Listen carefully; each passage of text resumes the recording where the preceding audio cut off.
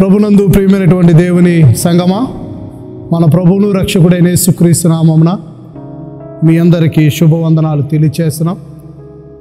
ఈ దినము మన సంఘం యొక్క యానివర్సరీ.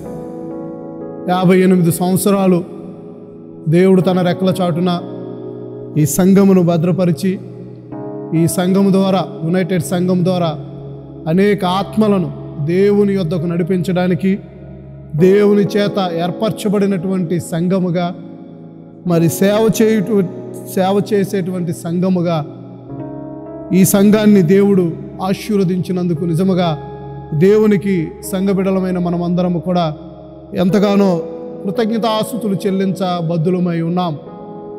దేవుని వాక్యం సెలవిస్తున్నది. 103వ కీర్తనలో భక్తుడు అంటాడు, నా ప్రాణమా యెహోవాను సన్నిధించుము, నా అంతరంగమును సమస్తము ఆయన పరిశుద్ధ నామమును సన్నిధించుము. నా ప్రాణమా యెహోవాను సన్నిధించుము, ఆయన చేసిన ఉపకారములలో దేనిని మరొకమని దేవుని వాక్యము మనకి సెలవిస్తున్నది. ఈ దినము మనము దేవునికి కృతజ్ఞతాస్తుతులు చెల్లించవలసినటువంటి దినము.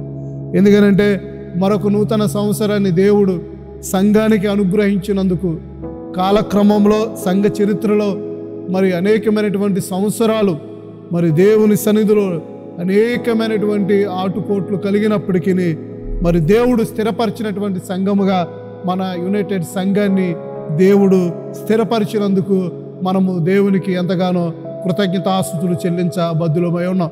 గత సంవత్సరం మనం ఎంతో సంతోషముగా గడుపుకున్నాం. సంతోషముగా ఈ చర్చ్ యానివర్సరీని మనము జరిపించుకోవడానికి దేవుడు మనకు ఎంతగానో సహాయం దయచేశాం. కానీ ఈనాటి కాల పరిస్థితులు ఈ సంవత్సరము ఇట్టి రీతిగా మనం చేసుకుంటామని మనం ఎన్నడూ కూడా అనుకోలేదు. చాలా బాధాకరమైనటువంటిది. దేవుని యందు సంతోషించవలసినటువంటి దినము.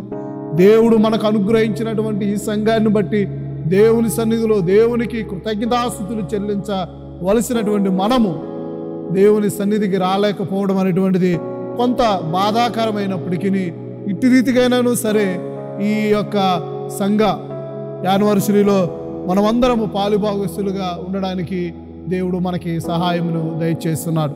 దేవుని వాక్యంలో ఉన్నటువంటి ఒక మాటను నేను మీకు జ్ఞాపకం చేసి తర్వాత ప్రారంభ ప్రార్థనగా చేయాలని నేను ఆశపడుచున్నాను. దేవుని మందిరం గురించి కోరాహు తన 84వ కీర్తనలో ఒక చాలా ప్రాముఖ్యమైనటువంటి విషయాన్ని మనకి జ్ఞాపకం చేస్తున్నాడు. ఈ 84వ కీర్తన అంతా కూడా దేవుని మందిరం గురించి వ్రాయబడినటువంటి కీర్తన. 84వ కీర్తన 4వ వచనములో, నీ మందిరమందు నివసించువారు ధన్యులు, వారు నిత్యము నిన్ను స్తుతించెదరు. 7వ వచనంలో అంటారు, వారు నానాటికి బలాభివృద్ధి నొందుచు ప్రయాణము చేయొచ్చు, వారిలో ప్రతివాడును సియోనులో దేవుని సన్నిధిని కనబడును. 10వ వచనంలో అంటాడు, నీ ఆవరణంలో ఒక దినము గడుపుట 1000 దినముల కంటే శ్రేష్టము, భక్తిహీనుల గుడారములో నివసించుట కంటే నా దేవుని మందిర ద్వారమునొద్దనుండుట నాకిష్టం. యెహోవా దేవుడైన యెహోవా శూరుడును కేడమునై ఉన్నాడు. యెహోవా కృపయు ఘనతను అనుగ్రహించును, యథార్థముగా ప్రవర్తించు వారికి ఆయన ఏ మేలు చేయక మానడు. సైన్యములకు అధిపతి యెహోవా నీ యందు నమ్మిక ఉంచువారు ధన్యులు.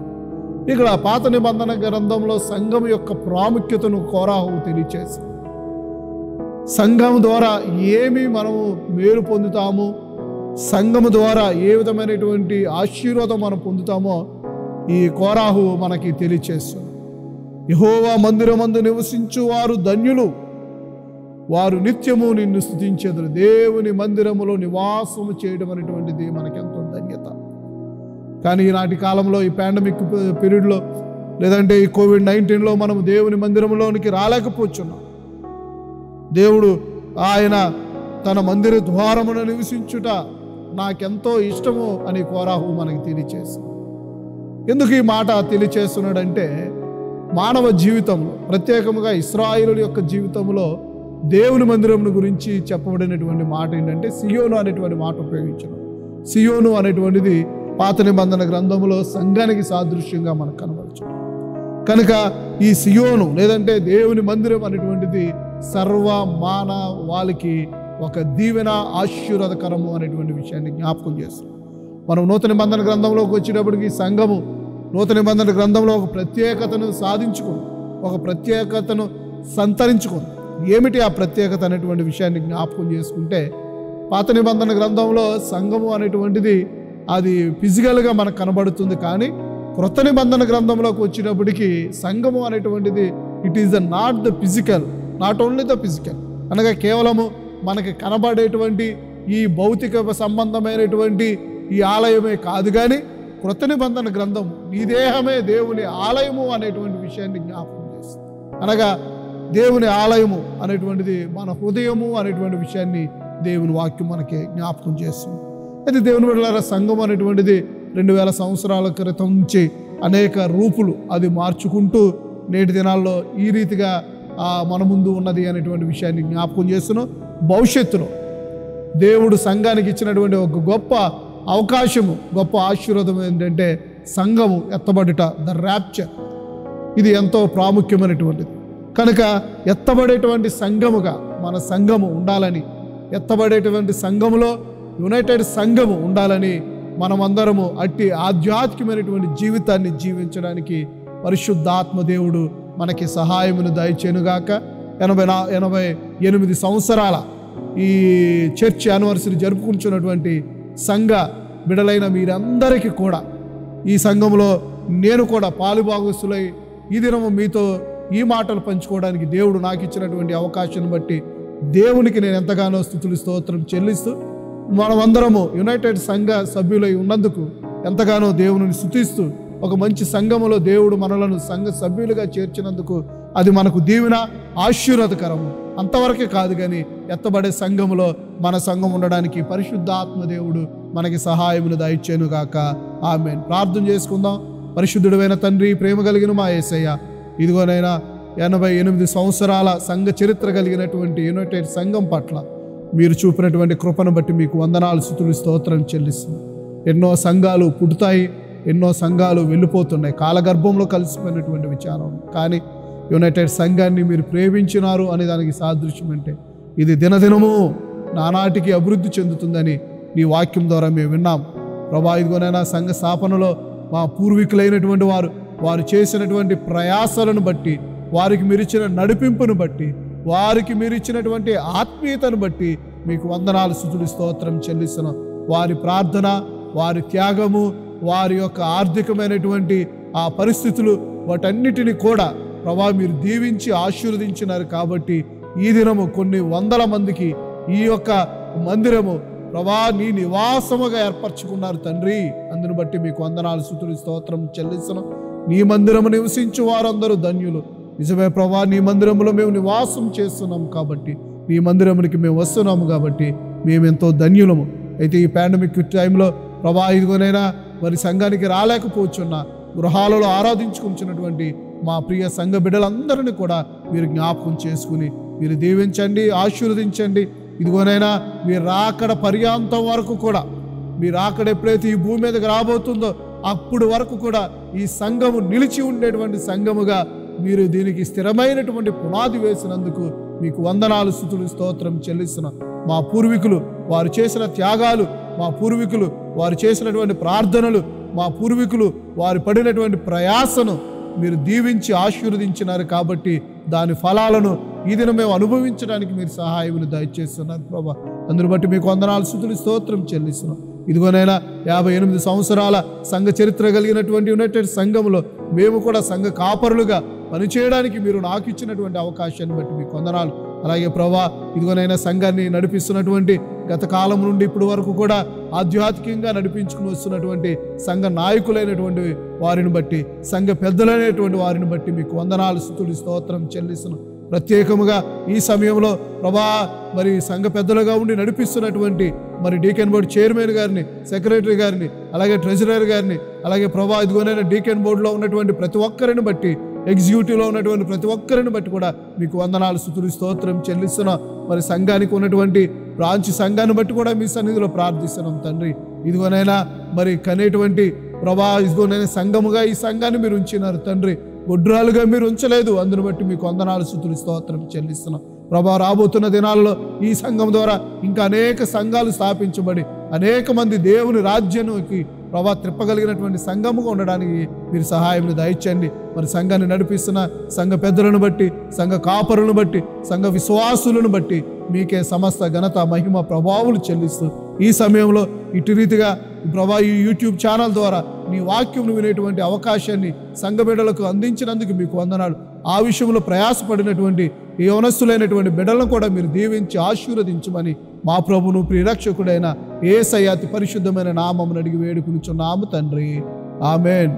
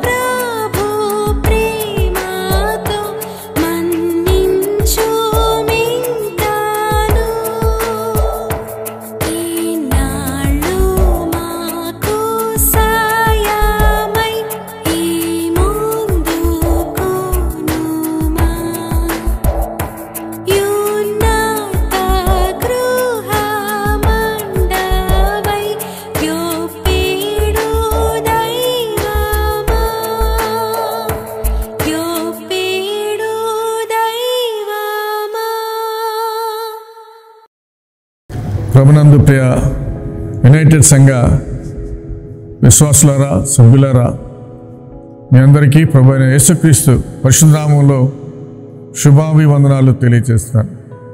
ప్రాముఖ్యంగా మా దేవుని మహాకృప చేత మరొక నూతన సంవత్సరాన్ని ఇన్ని సంవత్సరాలు కాచి కాపాడి మరొక నూతన సంవత్సరంలో సంఘాన్ని ప్రవేశింపు చేసి 58వ సంఘ వార్షికోత్సవ ఆరాధన మనం జరిగించుకోవడానికి దేవుడు ఇట్టి రీతిగా మనలందరినీ కూడా సజీవులుగా ఉంచినందుకు దేవునికి వందనాలు చెల్లిస్తున్నాం. దేవుని బిడ్డలారా, మనందరికీ తెలిసిన విధంగా ఈ సంఘం 1962 అక్టోబర్ 21వ తారీఖున 7 సభ్యులతో 6 కుటుంబాలతో దీన్ని ఆరాధించి గొప్ప దైవజనులైనటువంటి సంఘ కాపరులు, గొప్ప నాయకులైనటువంటి వారి ద్వారా ఈ సంఘాన్ని పునాది వేయబడింది.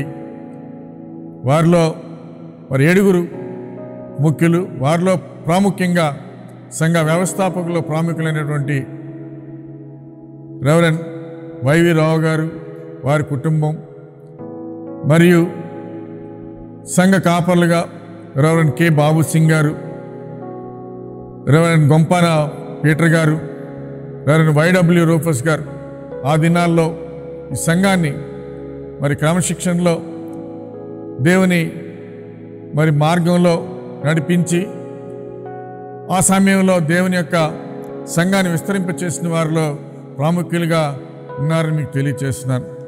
ప్రియ దేవుని బిడ్డలారా, మరి ఈ సంఘ అభివృద్ధికి పాటుపడినటువంటి వారిలో చాలామంది మరి ఉన్నారు.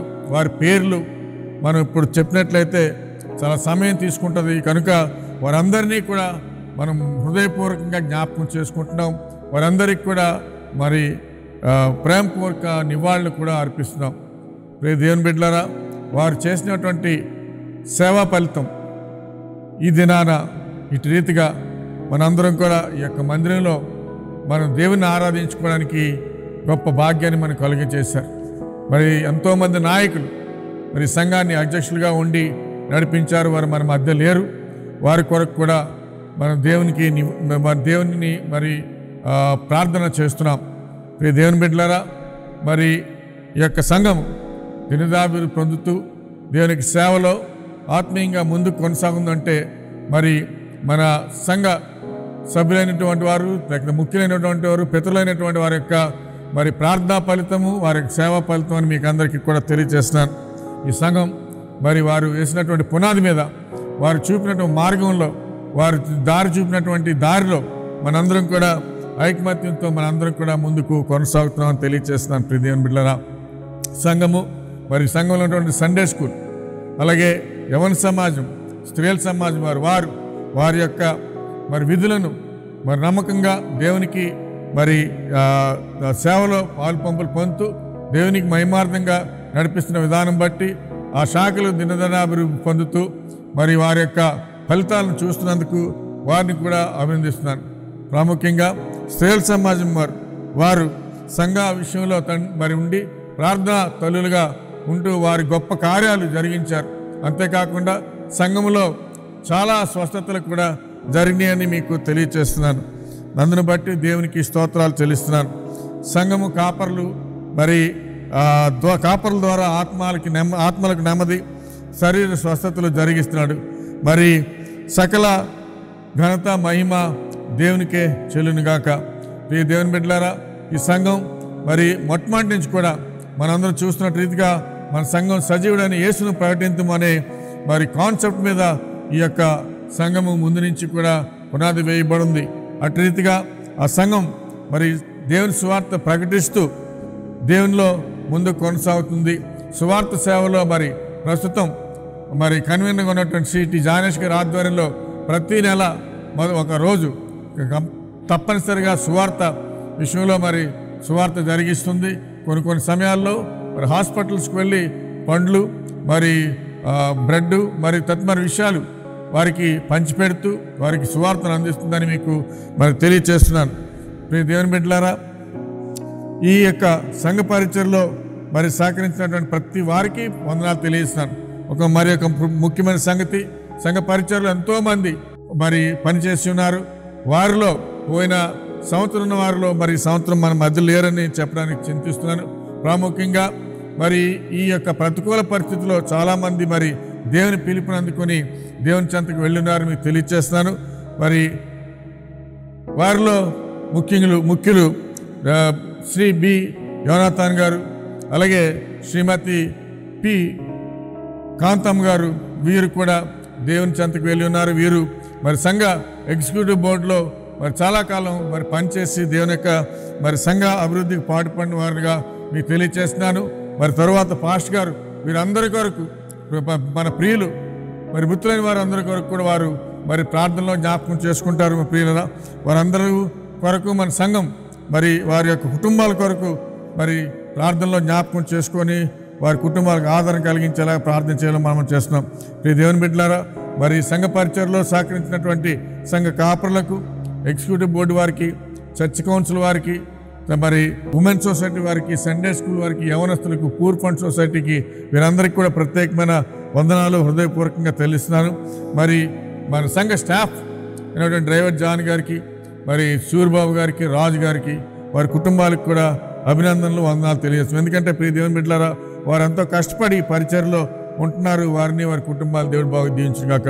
ప్రాముఖ్యంగా మరి ఈ యొక్క ఈ పాండమిక్ టైంలో మరి సంఘము ఆరాధనలు జరిగించుకోవడానికి అవకాశం లేని టైంలో యవన బిడ్డలైనటువంటి మరి బిడ్డలు నవీన్ రాజ్, అలాగే జాన్, మరి వీరు వారి యొక్క టీం ఈ యొక్క మరి ఈ ఏర్పాట్లు చేస్తూ మనందరికి కూడా ఆన్లైన్ ద్వారా మనకి అందిస్తున్నటువంటి విధానం బట్టి వారిని ప్రత్యేకంగా అభినందిస్తున్నాను. దేవుడు వారిని బాగా దీవించి ఆశ్రయించాలని కోరుకుంటున్నాను. ప్రియ దేవుని బిడ్డలారా, మరి దేవుడికి సకల ఘనత, మహిమ, ప్రభావం దేనికే మరి ఒకసారి చెల్లిస్తూ మీ అందరికీ కూడా 58వ సంవత్సరపు మరి వార్షికోత్సవ శుభాకాంక్షలు తెలియచేస్తూ మీకు వందనాలు తెలియజేస్తాను. Thank you so much.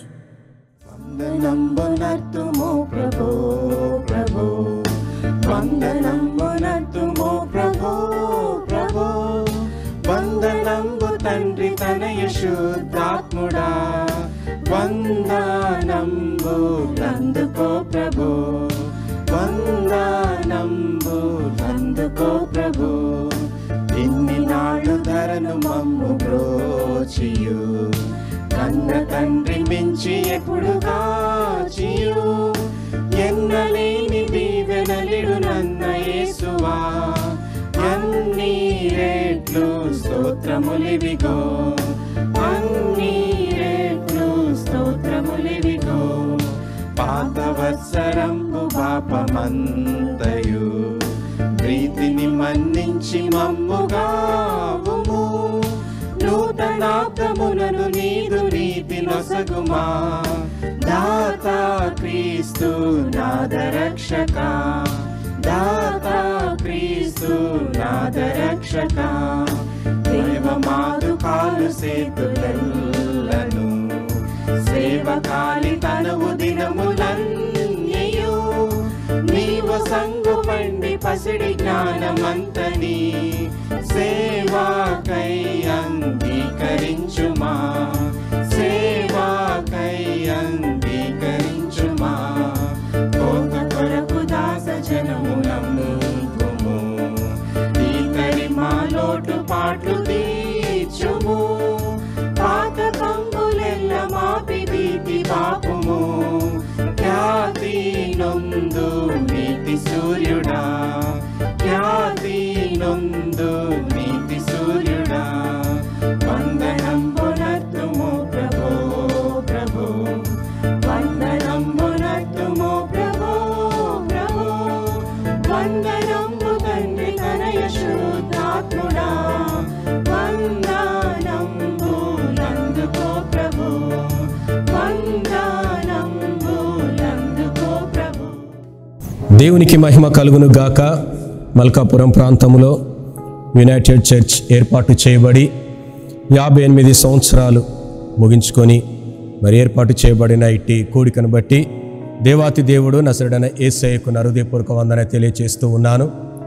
ఇట్టి 58వ వార్షికోత్సవానికి ప్రేమతో నన్ను ఆహ్వానించి ఉన్న డీకెన్ బోర్డ్ చైర్మన్ గారికి, సెక్రటరీ గారికి, ట్రెజరర్ గారికి, స్థానిక సంఘ కార్యవర్గముకు, అదేవిధంగా మరి అభిషక్తులు, దైవజనులు, స్థానిక సంఘ ఇరువురు పాస్టర్స్కి మరియు సంఘముకు ప్రభు పేరిట ప్రత్యేకమైన వందన తెలియచేస్తూ ఉన్నాను. నిజమే, పరిస్థితులు ప్రతికూలంగా ఉన్నాయి. మరి అయినప్పటికీ దేవుడు ఇచ్చిన ఇట్టి ఫెసిలిటీస్ లేక సోషల్ మీడియా లేక ఈ మాధ్యమాన్ని ఉపయోగించుకుంటూ మరి ఆధ్యాత్మికంగా బలపడడానికి దేవుడు మరొక అవకాశాన్ని మనకు అనుగ్రహించి ఉన్నాడు. నేరుగా మన వాక్యాన్ని ధ్యానం చేద్దాం. దానికంటే ముందు ప్రార్థన చేసుకుందాం. తలల వంచి కళ్ళు మూసుకుందాం. మహోన్నతుడా, కృపా కనికరము కలిగిన మా దేవ యేసయ్య ప్రభువా, మీకు వందన చెల్లిస్తూ ఉన్నాం. నమ్మదగిన దేవుడవు, నిజమైన వాడవు. సంవత్సరము, నెలలు, రోజులు జరుగుచుండగా మీ కార్యమును నూతన పరిచే దేవుడవు నాయన. ఈ మల్కాపురం ప్రాంతంలో యునైటెడ్ చర్చిని నాయన మీరు ఏర్పాటు చేసి 58 సంవత్సరాలు అవుతూ ఉన్నవి. అందును బట్టి నాయన మరి యానివర్సరీగా ఏర్పాటు చేసుకునే కూడికకు సజీవ లెక్కలో ఉంచి ఇచ్చినటి ధన్యత బట్టి మీకు వందనాలు.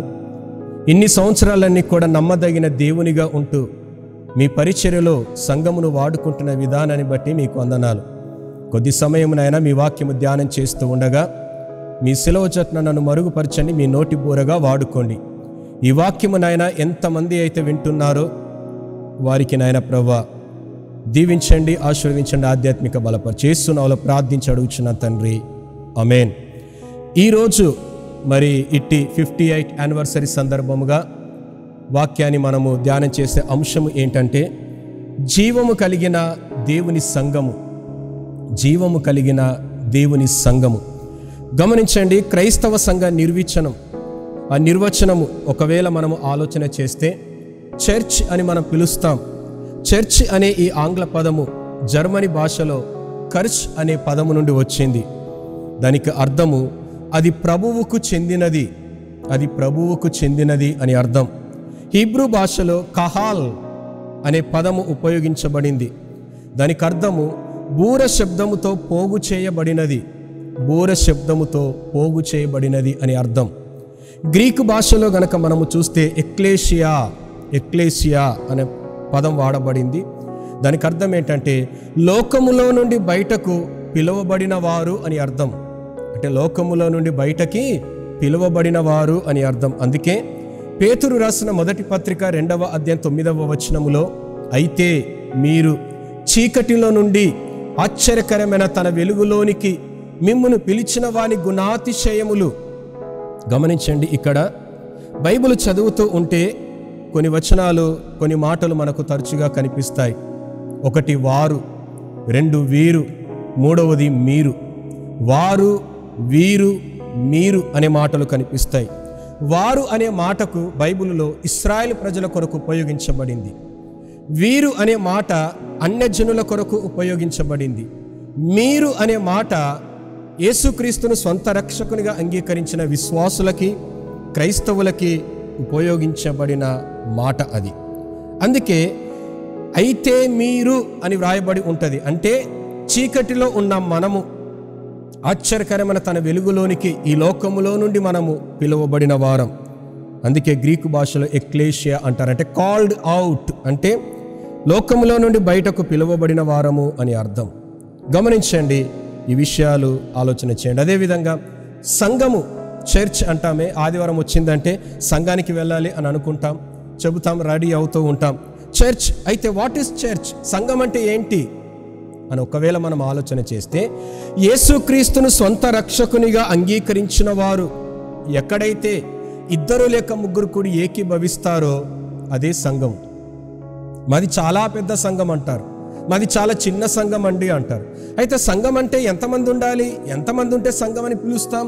ఎంతమంది ఉంటే దేవుడు ఆ సంఘములో ఉంటాడు అని ఆలోచన చేస్తే దేవునికి సంఖ్య ముఖ్యం కాదండి. బైబిల్లో యేసయ్య అన్న మాట అంటే ఎక్కడైతే నా నామమున 2 లేక 3 ఉంటే వారి మధ్యలో నేను ఉంటాను. అంటే 2, 3 అంటే ఎవరు? వాళ్ళు మార్కెట్కి వెళుతాం, 10 మంది కలుస్తాం, అది సంఘమా? కాదండి. యేసుక్రీస్తును సొంత రక్షకునిగా అంగీకరించిన వారు ఎక్కడైతే వారు కూడుకొని దేవుని ఆరాధిస్తారో అది సంఘము అని మనము చూస్తాం.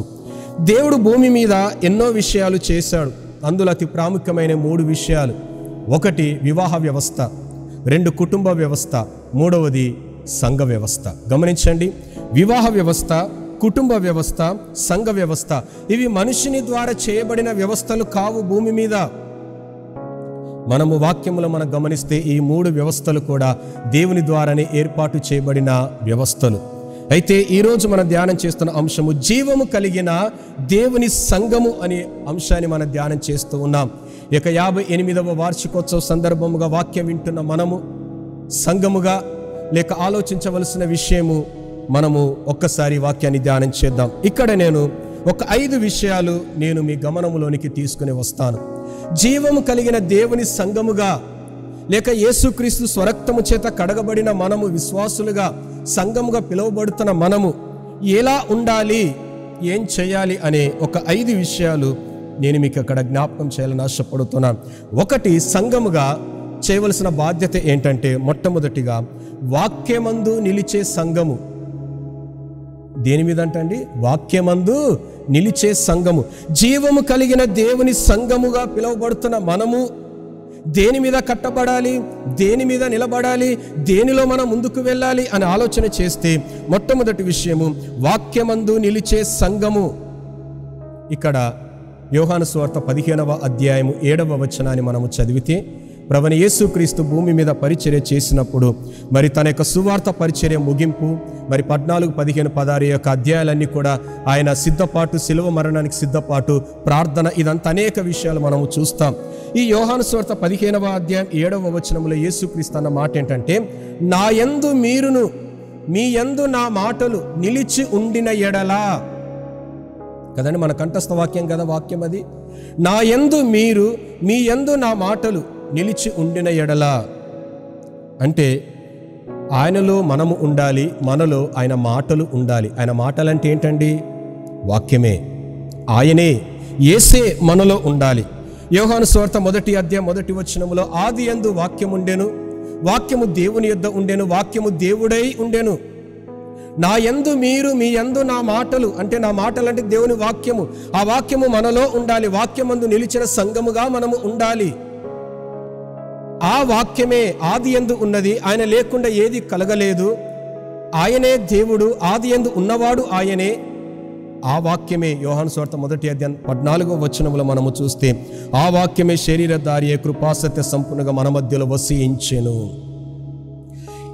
వాక్యమై ఉన్న దేవుడు, ఆయన మూలముగా సమస్తము కలిగింది, ఆయన లేకుండా ఏది కలగలేదు. ఆ వాక్యమే శరీరధారి అయి 2000 సంవత్సరాల క్రితము మన మధ్యలో వసించి మరి నివసించి 33.5 సంవత్సరాలు జీవించి 3.5 సంవత్సరాలు పరిచర్య చేశాడు. గమనించండి, పరిచర్య తాను చేస్తూ 3.5 సంవత్సరాలు పరిచర్య చేస్తూ మత్తయి సువార్త 16వ అధ్యాయము 13 నుండి 18 వచనాలు గనక మనము గమనిస్తే, మత్తయి సువార్త 16వ అధ్యాయము 13 నుంచి 18 వచనాలు మనము చదివితే, యేసుక్రీస్తు తన శిష్యులను ప్రశ్న వేస్తాడు. నన్ను ఎవరు అనుకుంటున్నారు ప్రజలు అని. ఒక్కొక్కరు ఒక్కొక్క అభిప్రాయాన్ని చెబుతాడు. కానీ పేతురు మాత్రము తాను ఖచ్చితంగా చెప్తాడు, నువ్వు మెస్సయ్యవయ్యా అని. అప్పుడు యేసుక్రీస్తు పేతురుతో అంటాడు, ఈ విషయము దేవుడు నీకు బయలుపరిచితేనే గాని నీ అంతటి నువ్వు చెప్పలేవు అని చెబుతూ మత్తయి సువార్త 16వ అధ్యాయం 18వ వచనములు అంటాడు, నీవు పేతురువి, ఈ బండ మీద నా సంఘాన్ని కట్టుదును. నీవు పేతురువు, ఈ బండ మీద నా సంఘాన్ని కట్టుదును. అందుకే మన అంశము జీవము కలిగిన దేవుని సంఘము. నిజమే, యునైటెడ్ చర్చ్ అనే పేరు పెట్టుకున్నాం, కానీ ఇది మన సంఘము కాదు, మనం ఏర్పాటు చేయలేదు. దేవుడు మనని ఏర్పాటు చేసుకొని మనకు అప్పగించిన ఈ పరిచర్యలో మనము పాలుభాగస్తులై ముందుకు వెళుతున్నామే తప్ప ఈ సంఘము కొరకు మనం ఏమీ చేయలేదు. మనది కాదు ఇది జీవము కలిగిన దేవుని సంఘము. ఎందుకంటే ఆయన అన్నాడు, ఈ బండ మీద నా సంఘాన్ని కట్టుదును అన్నాడు మత్తయి సువార్త 16:18. దాని తరువాత యేసుక్రీస్తు మరణించి ఆరోహణము అయిపోయిన తర్వాత అపోస్తుల కార్యం 20వ అధ్యాయము 28వ వచనములో మనము చూస్తే, దేవుడు తన స్వరక్తమిచ్చి సంపాదించిన సంఘము అని వ్రాయబడి ఉంటుంది. దేవుడు అంటే ఎవరు?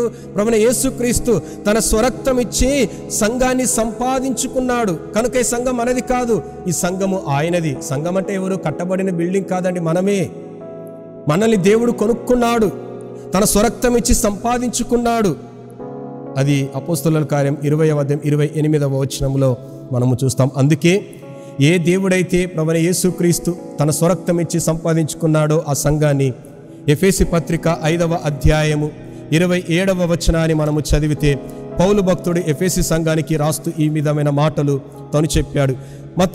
ఎఫెసీ పత్రిక 5వ అధ్యాయము 27వ వచనాన్ని చదివితే, అటువలే క్రీస్తు కూడా సంఘమును ప్రేమించి అది కలంకమైనను ముడత అయినను అట్టిది మరి ఏదైనను లేక పరిశుద్ధమైనదిగాను నిర్దోషమైనదిగాను మహిమగల సంఘముగాను ఆయన తన ఎదుట దానిని నిలవబెట్టుకొనవలనని వాక్యముతో ఉదక స్నానము చేత దానిని పవిత్రపరిచి పరిశుద్ధపరచుటకై దాని కొరకు తన్ను తాను అప్పగించుకొనెను. ఏ దేవుడైతే, యేసయ్య అయితే తన స్వరక్తమిచ్చి సంఘాన్ని కొన్నాడో ప్రభువైన యేసుక్రీస్తు సంఘమునట ప్రేమించాడంట.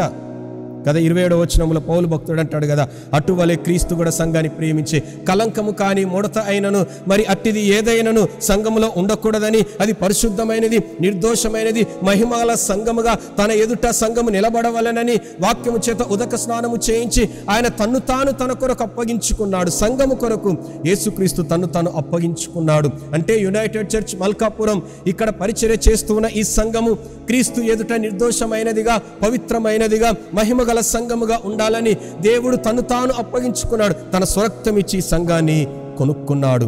స్వరక్తమిచ్చి తన సంఘాన్ని కొనుక్కున్నాడు. అందుకే మనము కొనబడిన వారము, విలువైన రక్తముతో కొనబడిన వారము గనక మొట్టమొదటి విషయం ఏంటంటే వాక్యమందు నిలిచి ఉండే సంఘముగా మనము ఉండాలి.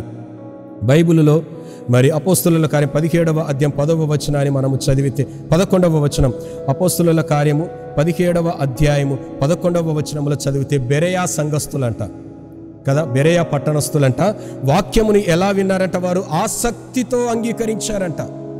వారు ఆసక్తితో వాక్యాన్ని అంగీకరించారు.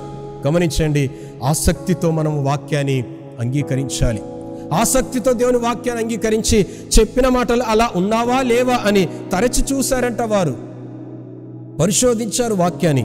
అదేవిధంగా వాక్యమందు నిలిచి ఉంటే ఏం జరుగుతుంది అని మనం ఆలోచన చేస్తే రోమా పత్రిక 10వ అధ్యాయం 17వ వచనములో పౌలు భక్తుడు చెప్పిన మాట, కాగా వినుట వలన మీకు విశ్వాసము కలుగుతుంది. ఒకటి ఆసక్తితో వాక్యాన్ని అంగీకరించాలి, రెండవది వాక్యాన్ని మనము వినాలి, శ్రద్ధగా మనం వినాలి. గమనించండి పనికి మాలిన మాటలు, ముసలమ్మ ముచ్చట్లు కదా, ఒక గుంపుగా కూడుకొని మాట్లాడుతుంటే సమయమే తెలియదు మనకి. కానీ వాక్యము వినేటప్పుడు చదివేటప్పుడు అమ్మో ఇన్ని అధ్యాయాలు చదివానా, ఇంత సమయం అవుతుందా అని సమయాన్ని మనం చూసుకుంటాం. గమనించండి, క్రీస్తు రక్తముతో కొనబడిన సంఘము, జీవము కలిగిన దేవుని సంఘముగా మనము వాక్యమందు నిలిచి ఉండాలి. ఆ వాక్యాన్ని మనం ఆసక్తితో అంగీకరించాలి. ఆ వాక్యము వినుట ద్వారా విశ్వాసము మనకు కలుగుతుంది. అందుకే కీర్తనకారుడు తను రాసిన మొదటి కీర్తన 2-3 వచనాలు మనము చదివితే, యెహోవా ధర్మశాస్త్రమునందు ఆనందించుచు దివారాత్రము దానిని ధ్యానించువాడు ధన్యుడు. ఈ వాక్యము క్రైస్తవునికి ఆధారం. ఈ వాక్యము జీవాన్ని కలగచేస్తుంది, ఉజ్జీవింపచేస్తుంది, మన జీవితాలు మారుస్తూ ఉన్నది. కనుక ఈ వాక్యాన్ని ఆనందిస్తూ, దేవుని ధర్మశాస్త్రము ఈ వాక్యాన్ని ఆయనలో ఆనందిస్తూ మనం ధ్యానించాలి అని భక్తుడు రాస్తున్నాడు. గమనించండి, వాక్యమందు నిలిచే సంఘముగా మనము ఉండాలి. ఏ సంఘమైతే వాక్యమందు నిలుస్తూ, వాక్యాన్ని వింటూ, అంగీకరిస్తూ, విశ్వాసములో ఎదుగుతూ, ధ్యానిస్తూ, లేక వాక్యపు వెలుగులో నడుస్తూ ఉంటారో దేవుడు గొప్ప కార్యాలు ఆ సంఘములో జరిగిస్తాడు. ఎప్పుడైతే వాక్యము వింటే వచ్చే మార్పులు కొన్ని విషయాలు మనము చూద్దాం. అపోస్తుల కార్యములు 2వ అధ్యాయము 37వ వచనం, అపోస్తుల కార్యములు 2వ అధ్యాయము 37వ వచనాన్ని చదివితే, పేతురు పెంతెకోస్తు దినమున మరి ఆ యొక్క 120 మందిలో ఒకడైన పేతురు నిలబడి వాక్య పరిచర్య లేక సువార్త ప్రకటించినప్పుడు వారు ఈ మాటలు విని హృదయంలో నొచ్చుకున్నారంట. అయ్యా, మేము సువార్త విన్నాము, మీరు చెప్పింది నిజమే, మేము పాపులమని తెలుసుకుంటున్నాం అని హృదయంలో నొచ్చుకొని మేము రక్షణ పొందాలంటే మేము ఏమి చేయాలి? వాక్యాన్ని వింటే, వాక్యాన్ని మనము ఆసక్తితో అంగీకరిస్తే, వాక్యాన్ని ధ్యానిస్తే నిజంగా అక్కడ పశ్చాత్తాపము, రక్షణ అనేది ఉన్నది. అపోస్తుల కార్యం 14వ అధ్యాయం 7వ వచనాన్ని చదివితే పౌలు భక్తుడు పరిచర్య చేస్తూ లుస్త్రా అనే ఒక ప్రాంతానికి వస్తాడు. తను వాక్యం ప్రకటిస్తూ ఉండగా తన ప్రక్కనే పుట్టినది మొదలుకొని కుంటివాడు ఒకడు ఉంటాడు. తనను చూస్తాడు పౌలు. వాక్యం ప్రకటిస్తూ ఆ వ్యక్తిని తేరి చూచినప్పుడు పౌలు గ్రహిస్తాడు ఏంటంటే, ఈ వ్యక్తి వాక్యము వింటూ ఉన్నాడు, స్వస్థపడుటకు అతడు విశ్వాసము కలిగి ఉన్నాడు. నిజమే, ఆ వాక్యము ఎప్పుడైతే ఆ కుంటివాడు పుట్టినది మొదలుకొని నడవలేని స్థితిలో ఉన్న ఆ వ్యక్తి వాక్యం వింటున్నప్పుడు విశ్వాసము ద్వారా స్వస్థత పొందుకున్నట్టుగా మనము చూస్తూ ఉన్నాం. అదేవిధంగా ప్రకటన గ్రంథం 3వ అధ్యాయము 8-10 వచనాలు, ప్రకటన గ్రంథం 3వ అధ్యాయం 8-10 వచనాలు చదివితే మరి ప్రకటన గ్రంథంలో 7 సంఘాల కొరకు రాయబడి ఉంటుంది. ఎఫెసీ సంఘం అలా మొదలుకొని 7 సంఘాలు. ఫిలిదెల్ఫియా సంఘము, ఫిలిదెల్ఫియా సంఘం, ఫిలియో అంటే ప్రేమ, అడెల్ఫోస్ అంటే సహోదరుడు, అడెల్ఫోస్ అంటే బ్రదర్ లేక సహోదరు, అంటే సహోదర ప్రేమ కలిగిన సంఘము ఫిలిదెల్ఫియా సంఘం. ఆ సంఘము కొరకు దేవుడిస్తున్న సాక్ష్యము ఏంటంటే కదా, నీవు నా వాక్యమును విన్నావు, అంగీకరించావు. ఏ సంఘమైతే వాక్యమందు నిలిచి ఉంటుందో రాబోవు శ్రమలు శోధనలో ఆ సంఘము నిలుస్తుందని అక్కడ వ్రాయబడి ఉన్నది. ప్రకటన గ్రంథము 3వ అధ్యాయము 10వ వచనాన్ని చదువుతూ ఉన్నాను. ప్రకటన గ్రంథము 3వ అధ్యాయము 10వ వచనం. నీవు నా ఓర్పు విషయమైన వాక్యమును గైకొంటివి గనక భూ నివాసులను శోధించుటకు లోకమంతటి మీదికి రాబోవు శోధన కాలములో నేనును నిన్ను కాపాడేదను. ఏ సంఘాన్ని కాపాడుతాడండి దేవుడు? ఏ సంఘమైతే వాక్యమందు నిలిచి ఉంటుందో, ఏ సంఘమైతే వాక్యాన్ని అంగీకరిస్తుందో, ఏ సంఘమైతే వాక్యాన్ని గైకొంటూ విశ్వాసములు అంతకంతకు ఎదుగుతూ ఉంటుందో ఆ సంఘానంటే దేవుడు మరి శోధనలో శ్రమలో పడకుండా కాపాడుతానని ఇక్కడ వాక్యములో ఉన్నది. కనుక జీవము కలిగిన దేవుని సంఘము అనే అంశాన్ని ధ్యానం చేస్తూ ఉన్నప్పుడు మొట్టమొదటి విషయం ఏంటంటే వాక్యమందు నిలిచే సంఘముగా మనము ఉండాలి. వాక్యమందు నిలిచే సంఘం. కానీ ప్రస్తుత రోజుల్లో తిమోతికి రాసిన 2వ పత్రిక 4వ అధ్యాయం 3వ వచనాన్ని చదివితే, ఎందుకనగా జనులు హితబోధను సహింపక దురద చెవులు కలిగిన వారై కల్పనా కథల వైపు తిరుగు కాలము వచ్చి ఉన్నది అంటాడు పౌలు భక్తుడు. హితబోధ అంటే వాక్యానుసారమైన బోధను అంగీకరించరు. వారికి ఇష్టమైన బోధ వైపు తిరుగుతూ వారికి ఇష్టమైన మాటలు, ఇష్టమైన బోధను అంగీకరించి అది వినాలనే చూస్తారు. గమనించండి, ఆ రోజులు వచ్చే ఉన్నవి అని పౌలు భక్తుడు అంటున్నాడు. ఒక రోజున నేను ఒకరింటికి హౌస్ విజిటింగ్ వెళ్ళాను వారిని దర్శించడానికి. అప్పుడు టీవీలో వాక్యము వస్తూ ఉన్నది. సో వాక్యం వస్తుంది కదా అని నేను కూడా అలా కాసేపు వింటున్నాను. ఆ రోజున దైవజనుడు బోధిస్తున్న వాక్యం ఏంటంటే మత్తయి సువార్త 16వ అధ్యాయం 18వ వచనం. ఇందాక నేను చెప్పిన మాట అది. నీవు పేతురువు, ఈ బండ మీద నా సంఘాన్ని కట్టుదును, పాతాళలోక ద్వారములు దాని ఎదుట నిలువవు. చదివాడు చక్కగా ఆ సేవకుడు. చదివి తను బోధిస్తున్న మాట ఏంటంటే దేవుడు పేతురు మీద సంఘాన్ని కట్టాలనుకుంటున్నాడు. కనుక సంగమా, పేతురు ఎంత ఆధ్యాత్మికంగా ఉండాలి, ఎంత బలంగా ఉండాలి కదా, మరి ఎంత పరిశుద్ధం కలిగి ఉండాలి. దేవుడు పేతురుని ఏర్పాటు చేసుకున్నాడు, పేతురు మీద సంఘాన్ని కట్టాలనుకుంటున్నాడు అని నిజంగా మరి ఆ బోధ చూస్తుంటే నాకే భయం వేసింది. ఏంటి ఆ సేవకుడు అసలు బైబిల్ చదివాడా, చదవకుండా బోధిస్తూ ఉన్నాడా? పేతురు అనే మాటకు అర్థము రాయి. కానీ వాక్యంలో ఉన్నది యేసయ్య అంటున్నాడు, ఈ బండ మీద నా సంఘాన్ని కట్టుదును. రాయి అంటే స్టోన్, బండ అంటే రాక్. రాయికి బండకు తేడా లేదండి. ఏదైనా ఒక ఫలము, ఒక చెట్టుకు ఫలం ఉందంటే రాయితో కొట్టండి అంటామా, బండను తీసుకొని కొట్టండి అంటామా? రాయి తీసుకొని కొట్టండి అంటాం. అంటే రాయి మీద కాదు, పేతురు అనే మాట కింద అక్కడ రాసి ఉంటుంది రాయి అని అర్థం అని. కానీ అలాంటి తప్పుడు బోధలో మనం ఉన్నాం. జాగ్రత్త. ఏది మంచి బోధ, ఏది మన ఆధ్యాత్మిక జీవితాన్ని నిరుత్సాహపరిచే బోధో ఒక్కసారి జ్ఞాపకము చేసుకోవాలి. వాక్యములో మనము ఉండాలి, వాక్యానుసారముగా నిలిచే సంఘముగా మనము ఉండాలి. రెండవదిగా మనము చూస్తే సహవాసమందు నిలిచే సంఘము. ఒకటి వాక్యమందు నిలిచే సంఘము, రెండవది సహవాసమందు నిలిచే సంఘం. గమనించండి, అపోస్తుల కార్యము 2వ అధ్యాయం 42వ వచనములో ఇది మనము చూస్తాం. ఆది అపోస్తుల సంఘము బోధయందు, సహవాసమందు, ప్రార్థనయందు, రొట్టె విరుచుటయందు ఎడతెగక ఉన్నారంట. అంటే జీవము కలిగిన దేవుని సంఘముగా, యునైటెడ్ చర్చ్ సంఘముగా రెండవ దశ ఎక్కడికి రావాలి? మనము సహవాసమందు నిలిచే సంఘము. ఒకటి వాక్యమందు నిలిచే సంఘము, విని గ్రహించి విశ్వాసములో ఎదుగుతూ అంతకంతకు ఆధ్యాత్మికంగా బలపడుతూ. రెండవది సహవాసమందు నిలిచే సంఘం. ఇక్కడ ఒక విషయాన్ని జ్ఞాపకం చేస్తాను. సంబంధము వేరు, సహవాసం వేరండి. రిలేషన్షిప్ వేరు, ఫెలోషిప్ వేరు. సంబంధం మన జీవితంలో ఒక్కసారే జరుగుద్ది. సహవాసం ఇది డైలీ ప్రాసెస్ లైఫ్. అది నేను నా కుటుంబంలో పుట్టాను, అది సంబంధం, ఎవ్వరు మార్చరది. సహవాసం అంటే నా తల్లిదండ్రులతో, నా తోబుట్టువులతో, నా కుటుంబీకులతో నేను సహవాసము కలిగి వారితో మాట్లాడి ఆ ప్రేమను పంచుకుంటూ వారితో ఐకమత్యముగా నేను ఉండాలి. సంబంధం అనేది నా జీవితంలో ఒక్కసారే జరుగుద్ది. కానీ సహవాసము నేను ఈ లోకంలో ఉన్నంత వరకు, ప్రాణముతో ఉన్నంత వరకు సహవాసం అనేది మనం కలిగి ఉంటూ ముందుకు వెళ్ళాలి. గమనించండి, ఆదాము అవ్వములు చేసిన పాపము ద్వారా సంబంధం కోల్పోయాం, సహవాసము కోల్పోయాం. కడవరి ఆదామైన యేసుక్రీస్తు 2000 సంవత్సరాల క్రితము ఈ లోకానికి వచ్చిన తర్వాత సంబంధము వచ్చింది మనకు. దేవునితో కోల్పోయిన సంబంధము, సహవాసం రెండు కూడా కలిగి ఉన్నాం. అందుకే తన్ను ఎందరు అంగీకరించిరో వారందరూ దేవుని కుమారులు అనబడుదురు.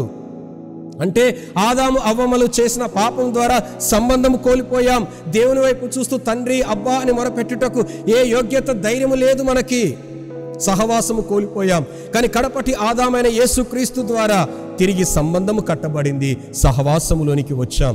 అయితే సహవాసమందు నిలిచే సంఘం వ్యక్తిగతంగా, కుటుంబముతో, దేవుని సంఘములో విశ్వాసులతో మన సహవాసము ఎలా ఉంది ఒక్కసారి పరీక్ష చేసుకోవాలి. మనం ఈ వాక్యం వింటున్న మనం జనరల్గా ఒక మాట అంటారు కదా, 6 నెలలు సహవాసము చేస్తే వారు వీరవుతారు, వీరు వారవుతారు.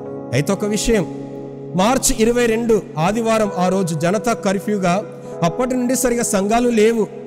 జూన్ 8వ తేదీ నుండి సంఘాలు, ప్రార్థన మందిరాలు, ఆలయాలు తెరుచుకోవచ్చు అన్నారు. కానీ పరిస్థితిని బట్టి ఇంకా ఫుల్ ఫ్లెడ్జ్గా ఆలయాలు తెరుచుకోవడం లేదు. అంటే ఆల్మోస్ట్ 7 నెలల వరకు మనం వచ్చాం. అయితే మన సహవాసం ఎలా ఉంది? 6 నెలలు సహవాసం చేస్తే వారు వీరు, వీరు వారు అవుతారే. మరి ఆదివారం ఆరాధనకు రావడం లేదు, మధ్యవారంలో బైబిల్ స్టడీ అని ఉపవాస ప్రార్థన, శుక్రవార ప్రార్థన ఇవేవి సరిగా అటెండ్ అవ్వడం లేదు. మనం ఉంటున్నాము అన్యజనుల మధ్య. మరి సహవాసం ఎలా ఉంది? మారిపోయామా? ఒక్కసారి ఆలోచన చేయండి.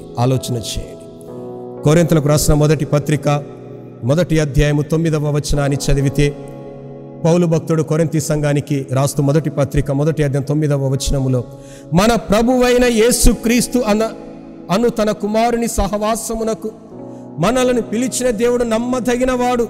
ఏ సహవాసానికి మనం పిలువబడ్డాం ఈ లోకంలో నుంచి? క్రీస్తు యేసు సహవాసమునకి, ఆయనతో సహవాసము చేయడానికి, ఆయనతో ఉండడానికి, ఆయనతో గడపడానికి. గమనించండి 2 పడవల మీద ప్రయాణము ఎప్పటికీ ప్రమాదమే. చీకటిలో నుండి ఈ లోకములో నుంచి మనము రక్షింపబడిన మనము ఒకవేళ ఇటు లోకముతో సహవాసము, ఇటు దేవునితో సహవాసం అయితే చివరికి మనమే ప్రమాదములో పడిపోతాం. అందుకే గలతీ పత్రిక 6వ అధ్యాయం 14వ వచనములో పౌలు భక్తుడు అంటున్న మాట, లోకమునకు నేను, నాకు లోకము సిలువ వేయబడి ఉన్నాం. బ్రతుకుడ క్రీస్తే, చావైతే నాకు లాభము. ఇక లోకములో ఉన్న క్రియలను నేను చేయను, లోకములో ఉన్న వాటి యందు అతిశయించుట నాకు దూరమగును గాక. గమనించండి ప్రియ సంగమా, ఆల్మోస్ట్ 7 నెలలు సంఘానికి, విశ్వాసులకి, ఆధ్యాత్మిక పరిస్థితికి ఒకవేళ దూరం అవుతే మరి మన సహవాసము ఎలా ఉన్నది? పైకి భక్తి గల వారమని చెప్పుకొనుచు దాని శక్తిని ఆశ్రయించని వారి వలె ఉంటే మరి ప్రమాదములో ఉన్నట్టే కదా. ఒకసారి ఆలోచన చేద్దాం. రెండవది ఏంటంటే సహవాసమందు నిలిచే సంఘం. ఒక సంఘము, సెక్స్టన్ గారు మరి చిన్న ఒక చిలుక పెంచుకుంటున్నాడు. చిలుకను తెచ్చుకున్నాడు, పంజరములో పెట్టి చక్కగా పళ్ళు పెట్టి పెంచుతూ ఉంటుంటే ఈ యొక్క ఆధ్యాత్మికమైన వాతావరణంలో పెరుగుతూ ఉన్నది. ఆ చిలుక చక్కగా పాటలు నేర్చుకున్నది, ఆంధ్ర క్రైస్తవ కీర్తనలు, వాక్యము నేర్చుకున్నది, కంఠస్థ వాక్యం. ఎవరైనా సంఘానికి వస్తున్నప్పుడు ప్రైజ్ తోలాడని చెప్తుంది, వెళుతూ ఉంటుంటే బాయ్ టాటా మళ్ళీ రండి అని చెప్తుంది. ఇలా చిలుక పలుకులు చక్కగా మాట్లాడుతూ ఉన్నది. ఆ విషయం అలా ప్రాంతము, అక్కడ జిల్లా, రాష్ట్రము, దేశం అలా అంతా వ్యాపించింది. ఎక్కడో దూరదేశం, ఇంగ్లాండ్ దేశం వరకు కూడా వార్త వెళ్ళింది. పలాని పట్టణములో, పలాని రాష్ట్రం, పలాని జిల్లాలో, పలాని సంఘములో చిలుక చాలా ముద్దుగా మాట్లాడుతూ ఉన్నది, పాటలు పాడుతూ ఉన్నది, వాక్యం చెబుతుంది, ప్రార్థిస్తూ ఉన్నది. ఎట్టకేలకు ఆ వ్యక్తితో మనం మాట్లాడి ఎంత డబ్బైనా సరే మనం హెచ్చించి ఆ చిలుకను మన దేశానికి తెప్పించుకోవాలని అక్కడున్న ప్రెసిడెంట్ గారు కొంతమందిని పంపించాడు డబ్బులు ఇచ్చి. వారు వచ్చారు, ఆ వ్యక్తితో మాట్లాడి బేరం కుదుర్చుకున్నారు, డబ్బులు ఇచ్చారు. ఆ చిలుకను చక్కగా ప్యాక్ చేసుకుని తిరిగి వారి దేశానికి వెళుతూ ఉన్నారు. ఇప్పటిలాగా ఫ్లైట్స్ ఫెసిలిటీ లేదు ఆ రోజుల్లో. ఓడలో ప్రయాణం చేసుకుంటూ వెళ్ళాలి. రమారమి 4 నెలలు పట్టింది వారు వెళ్ళేసరికి. చక్కగా కొన్ని రోజులు 2-3 రోజులు రెస్ట్ తీసుకున్నారు. దాని తర్వాత అక్కడ ఉన్న వారందరిని పిలిచారు. భారతదేశంలో ఒక మీ చిలుకను తెచ్చాము, అది చాలా బాగా మాట్లాడుతుంది, అది మాట్లాడుతూ ఎంత ఆశ్చర్యం వేస్తుందో మీరు చూడండి అని అందరినీ పిలిచారు. చక్కగా చిలుకను తీసుకొని వచ్చి అప్పుడమ్మా 23వ కీర్తన చెప్పమ్మా అంటే 23వ కీర్తన చెప్పట్లేదు, బండబూతులు మాట్లాడుతుంది చిలుక. అది కాదమ్మా, అది కాదు, ఆంధ్ర క్రైస్తవ కీర్తన పాట పాడు, పాట అంటే పాట కూడా రావట్లేదు దానికి. ప్రార్థన కూడా రావట్లేదు. ఎందుకు ఇది జరిగింది అంటే 4 నెలలు ఈ చిలుక ఎవరితో సహవాసం చేసింది? ఓడలో ఎవరైతే దాన్ని తీసుకోవడానికి వెళ్ళారో వారితో సహవాసం చేసి 4 నెలల్లో వారు మాట్లాడిన మాటలు అదంతా గమనించి ఇది మర్చిపోయింది, అది నేర్చుకుంది. సహవాసము. అందుకే సంబంధము మారదు, సహవాసం ఎప్పటికప్పుడు మనం మార్చుకోవాలి, అభివృద్ధిలోనికి మనం రావాలి. అయితే మన ప్రభువైన యేసుక్రీస్తు తన కుమారుని సహవాసమునకు మనల్ని పిలిచిన దేవుడు నమ్మదగిన వాడు. సహవాసమందు నిలిచే సంఘముగా ఉండాలి. ఇది రెండవ విషయం. మూడవదిగా మనము ధ్యానము చేస్తే ప్రార్థన యందు నిలిచే సంఘము. ఒకటి వాక్యమందు నిలిచే సంఘము, రెండవది సహవాసమందు నిలిచే సంఘము, మూడవది ఏంటంటే ప్రార్థన యందు నిలిచే సంఘము. అపోస్తుల కార్యము 2వ అధ్యాయం 42వ వచనములో ఆది అపోస్తుల సంఘము మరియు ఆ యొక్క 120 మంది అక్కడ మనము చూస్తే కదా, ప్రార్థన యందు ఎడతెగక ఉన్నారు. వ్యక్తిగత ప్రార్థన, కుటుంబ ప్రార్థన, సంఘ ప్రార్థన చాలా ప్రాముఖ్యం కదండి. వ్యక్తిగత ప్రార్థన, కుటుంబ ప్రార్థన, సంఘ ప్రార్థన ఇవన్నీ కూడా మనకు కావాలి, ఇవన్నీ కూడా మనకు అవసరమే. ప్రభువైన యేసుక్రీస్తు లోకములో పరిచర్య చేస్తూ ఉన్నప్పుడు యెరూషలేము దేవాలయానికి వచ్చినప్పుడు అక్కడ క్రయ విక్రయములు జరుగుతూ ఉన్నాయి, బిజినెస్ జరుగుతుంది ఆ దేవాలయంలో. యేసుక్రీస్తు చూస్తూ అలా ఊరుకోలేదండి. మత్తయి సువార్త 21 అధ్యాయము 12-13 వచనంలో రాయబడిన మాట ఏంటంటే, నా మందిరము ప్రార్థనా మందిరము అనబడును. నా మందిరము ప్రార్థనా మందిరము అనగా మనము ప్రార్థించే సంఘముగా ఎడతెగకుండా, ఏదో ఆపద వచ్చినప్పుడు, అవసరతలో ఉన్నప్పుడు, ఏదైనా క్లిష్ట పరిస్థితిలో ఉన్నప్పుడు దేవుడు గుర్తుకు వచ్చి ప్రార్థించడం కాదండి. ప్రార్థన అంటే దేవునితో మనం మాట్లాడడము కదా. ఒక్కసారి గమనించండి, మార్చి 22 నుంచి పరిస్థితులు ఎంత ప్రతికూలంగా ఉన్నాయి, ఎంత ప్రతికూలంగా ఉన్నాయి. కానీ మరి ప్రార్థించే వారిగా, దేవుని సన్నిధిలో ఎక్కువ సమయం గడిపేవారిగా మనము ఉన్నామా? దినవృత్తాంతములు 2వ గ్రంథం 7వ అధ్యాయం 14-15 వచనాలు మనము చదివితే, దినవృత్తాంతములు 2వ గ్రంథం 7వ అధ్యాయం 14-15 వచనాలు చదివితే అక్కడ దేవుడు మాట్లాడుతున్న మాట, నా పేరు పెట్టబడిన నా జనులు తమ్మును తాము తగ్గించుకొని తమ చెడు మార్గములను విడిచి తమ పాపములు ఒప్పుకొని నాకు ప్రార్థన చేస్తే వారి పాపములు క్షమించి ఆకాశం నుండి నేను వారిని చూసి వారి ప్రార్థన అంగీకరించి వారి దేశాన్ని నేను స్వస్థపరుస్తాను అని రాసి ఉన్నాడు. నా పేరు పెట్టబడిన నా జనులు అంటే మనమే. మనం చేసే ప్రార్థన, మన దేశము స్వస్థత కొరకు మనం చేసే ప్రార్థన ఎంత ప్రాముఖ్యమో ఒక్కసారి ఆలోచించారా? విజన్ 2020 అని మనం వినేవారం. 2019-18లో విజన్ 2020 అనేవారు. ఎలా ఉంటుంది ఇప్పుడు చూస్తున్నాం మనం. చాలామంది ఇప్పుడు అంటున్నారు, ఈ 2020 మా యొక్క జీవితంలో నుండి డిలీట్ అయిపోతే ఎంత బాగుండో. ఎందుకంటే మన జనరేషన్లోనే ఎప్పుడు కనీ విని ఎరగని రీతిలో పరిస్థితులు మనం చూస్తూ ఉన్నాం. మరి ఎప్పుడండి మార్పు వచ్చేది? ఎప్పుడు యథావిధి స్థితిలోనికి వచ్చేది పరిస్థితులన్నీ? ఒక్కసారి ఆలోచన చేయండి. ఇవన్నీ మార్పు చెందాలంటే దాని వెనకాల కావలసింది బలమైన ప్రార్థన, బలమైన ప్రార్థన. ప్రపంచంలో ఎన్నో ప్రఖ్యాతి కాంచిన దేశాలు, ఎంతోమంది సైంటిస్టులు ఎంతో ప్రయోగాలు చేస్తూ, ఎంతో డబ్బు ఖర్చు పెడుతూ, ఎంతో ప్రయాసపడుతూ, ఎంతో సమయాన్ని హెచ్చిస్తున్నారు. What is the result? ఫలితం ఏంటి? 0. ఫస్ట్ ట్రయల్స్, సెకండ్ ట్రయల్స్ అక్కడితోటే. కానీ ఇక వ్యాక్సిన్ వచ్చింది, పర్వాలేదు, దీని నుంచి మనం బయటపడ్డాం అని చెప్పుకోవడానికి లేదే. అంటే ఇన్ని ప్రయత్నాలు, ఇన్ని ప్రయోగాలు, ఇంత సమయం, ఇంత డబ్బు ఖర్చు పెడుతున్నా రిజల్ట్ చూడలేకపోతున్నాం. ఎందుకు తెలుసండి? దానికంటే ముందుగా చేయవలసింది ఏంటంటే ప్రార్థన. ప్రార్థన అవసరం. ఈ తెగులు పోవాలంటే ప్రార్థన. ప్రార్థన యందు నిలిచే సంఘముగా మనము ఉండాలి. పరిస్థితులను చూసి భయపడిపోవడమో, బెదరిపోవడమో, అయ్యో ఏదో జరుగుతుందని కంగారు పడడమో కాదు. కానీ మరి యేసుక్రీస్తు తన శిష్యులతో ఉన్నప్పుడు, పడవలో ప్రయాణం చేస్తున్నప్పుడు అలలు, గాలి, తుఫాను వచ్చినప్పుడు వారు అలాగే భయపడిపోయారు కదా. యేసుక్రీస్తు అన్నాడు, విశ్వాసం లేని వారులారా, ఇంకెన్ని రోజులు నేను మీతో ఉండాలి? ఇన్ని సంవత్సరాల అనుభవము ఈ సంఘముతో మాకు, ఇన్ని సంవత్సరాల నుంచి సంఘానికి మేము వస్తూ ఉన్నాం, మంచిదే. కానీ పరిస్థితులకు జడియకుండా, బెదరకుండా వాటిలో నుంచి బయటపడుటకు కావలసిన ప్రార్థన చేసే సంఘముగా మనము ఉండాలి. ప్రార్థన యందు నిలిచే సంఘముగా మనము ఉండాలి. ఇక్కడ ఒక విషయాన్ని నేను మీకు జ్ఞాపకం చేస్తాను. సమూయేలు 2వ గ్రంథం 24వ అధ్యాయము, మీరు వీలైతే ఇంటికి వెళ్ళిన తర్వాత చదువుకోండి, ఇంటికాడ చదవండి. సమూయేలు 2వ గ్రంథం 24వ అధ్యాయములో దావీదుకు ఒక ఆలోచన వస్తుంది, జనులను లెక్కించాలి, జనసంఖ్య ఎంత ఉన్నారు అని లెక్క పెట్టాలని ఆలోచన వస్తుంది. అది దేవునికి ఇష్టం ఉండదు, అది దేవునికి ఇష్టం ఉండదు. ఎట్టకేలకు తన అధిపతిని పంపించి లెక్క పెడతాడు. వెంబడే దేవుడు తన ప్రవక్తను దావీదు యొద్దకు పంపిస్తాడు. ఎందుకు ఆలోచన వచ్చింది రాజా నీకు? అది దేవునికి ఇష్టము లేదు కనుక దేవుడిని ఎదుట 3 విషయాలు ఉంచాడు. ఒకటి ఏంటంటే 7 సంవత్సరాలు క్షామము నీ దేశములో, కరువు 7 సంవత్సరాలు.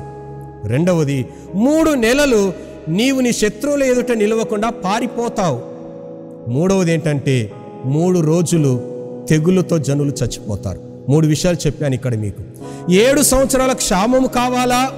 3 నెలలు నీ శత్రువుల ఎదుట నువ్వు నిలవకుండా పారిపోవడం కావాలా? లేదంటే 3 రోజులు తెగులు చేత నీ దేశ ప్రజలు మరణించడం కావాలా? నీవు కోరుకో అంటాడు. అప్పుడు క్లిష్ట పరిస్థితుల్లో పడిపోతాడు దావీదు. ఏం చేయాలో అర్థం కాదు. అప్పుడు తను కోరుకున్న విషయం ఏంటో తెలుసండి, 3వది అంటే మనుషుల చేతుల పడుట కంటే దేవుని చేతుల పడుటే బెటర్ కదా, మంచిది కదా అనుకొని 3 రోజులు తెగులుకు మేము అంగీకరిస్తున్నాను, ఆ తెగులు చేత మరి ఆ యొక్క జనులు మరి చనిపోవడము అది అంగీకరిస్తున్నాను అన్నప్పుడు అప్పుడు మొదలు పెడుతుంది దూత. తెగులుతో జనాలందరూ చచ్చిపోతూ ఉంటారు.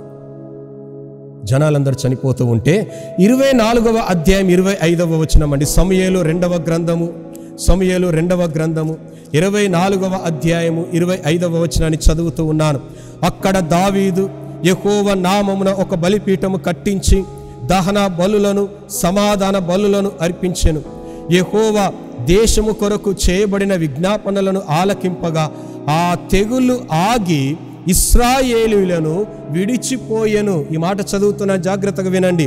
ఎప్పుడైతే దావీదు అలా విజ్ఞాపన చేస్తాడో ఆ విజ్ఞాపన దేవుడు అంగీకరించిన తర్వాతంట ఆ తెగులు ఆగి ఇశ్రాయేలీయులను విడిచిపోయింది.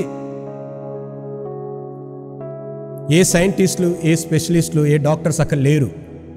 ఆ తెగులు పోవడానికి దావీదు చేసిన ప్రార్థన. ప్రియ సంగమా, ఆల్మోస్ట్ 7 నెలలు కరోనాలో మునిగిపోయామే.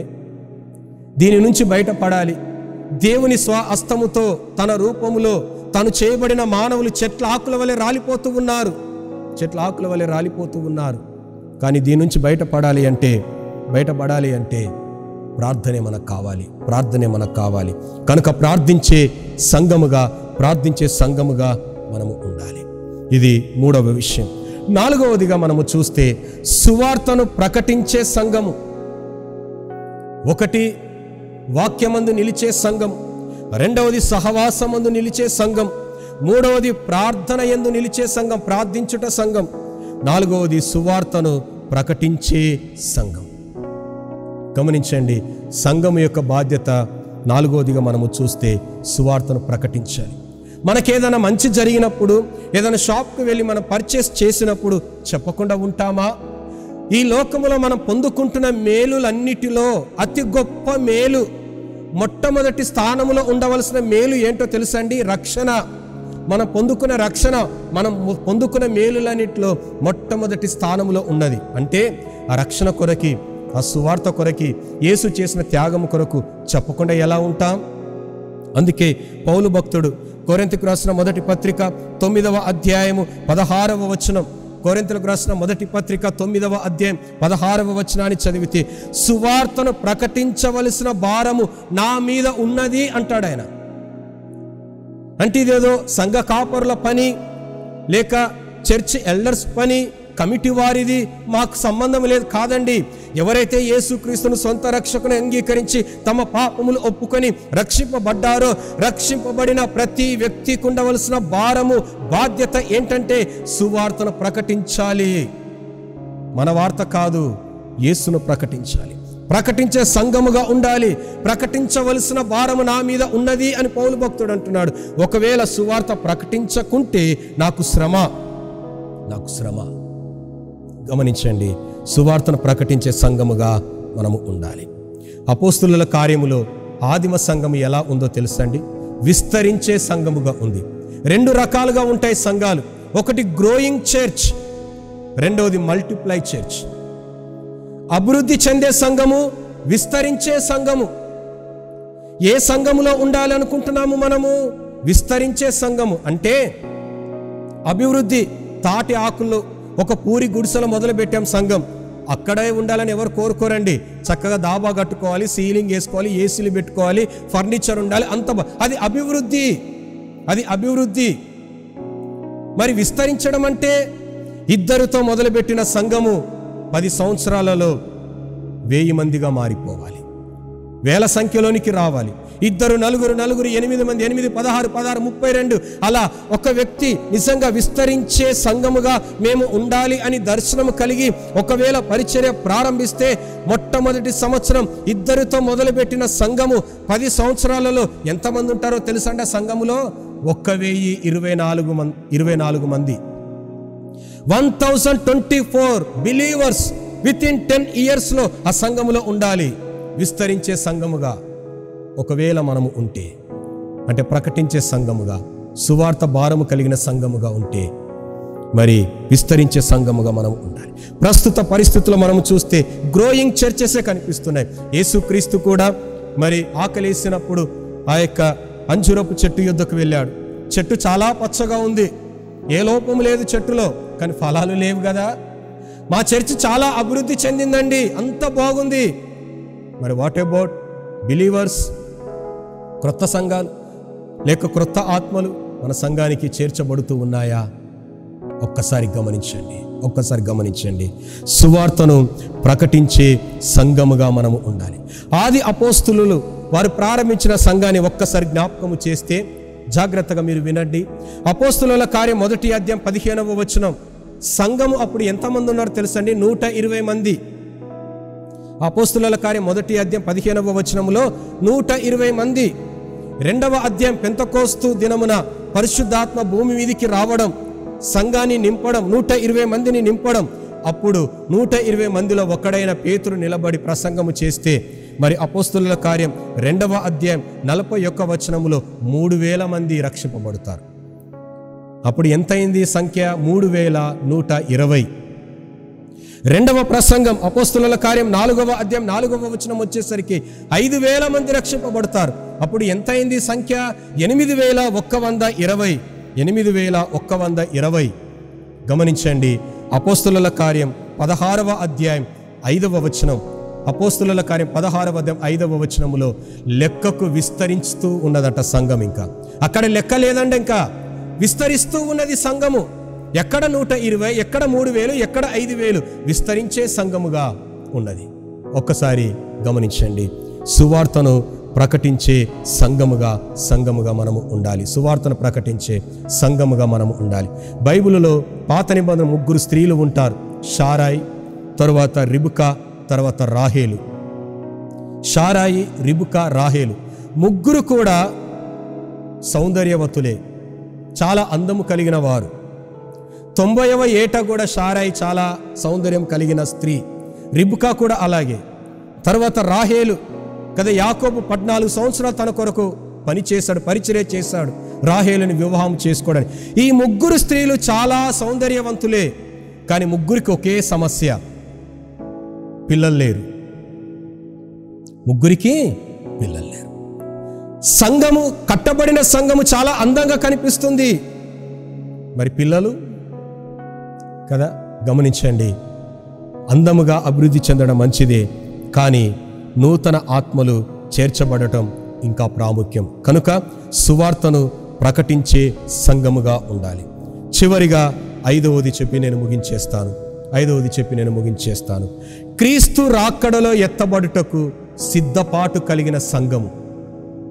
1 వాక్యమందు నిలిచే సంఘము, 2 సహవాసమందు నిలిచే సంఘము, 3వది ప్రార్థన యందు నిలిచే సంఘము, 4వది సువార్తను ప్రకటించే సంఘము, 5వది చాలా ప్రాముఖ్యమండి, క్రీస్తు రాకడలో ఎత్తబడుటకు సిద్ధపాటు కలిగిన సంఘము.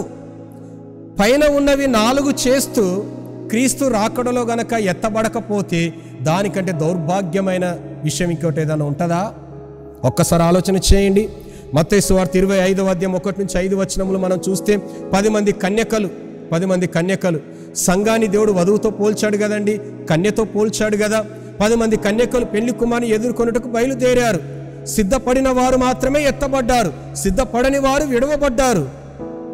పైన ఉన్నవి 4 చేస్తూ వాక్యమందు నిలుస్తూ ప్రార్థన చేస్తూ సహవాసం చేస్తూ సువార్తను ప్రకటిస్తూ ఒకవేళ సిద్ధపాటు గనక లేకపోతే, విడువబడితే గమనించండి, దానికంటే దౌర్భాగ్యమైన స్థితి ఇంకోటి ఉండదు. పాస్టర్ గారు, ఈ 4 ఇవన్నీ చేస్తూ ఉన్నాము కదా, నిజంగా విడువబడుతామా? క్రీస్తు రాకడలో ఎలా విడువబడుతామండి అని అడగవచ్చు.